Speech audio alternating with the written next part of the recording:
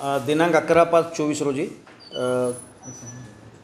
महात्मा फुले चौक police स्टेशनच्या गुन्हे प्रकटीकरण पथकाचे PSI वाघ यांना माहिती मिळाली होती की महालक्ष्मी हॉटेलसमोर एक इसम गावठी कट्टा घेऊन येणार आहे। ह्या माहितीवरून तात्काळ आमचे जे PI क्राईम आहेत नाईक साहेब त्यांनी आणि गुन्हे प्रकटीकरण पक्षाचे वाघ साहेब यांच्या दोन्ही टीमनी सापळा रचला आणि तिथे तो इसम मिळून आला।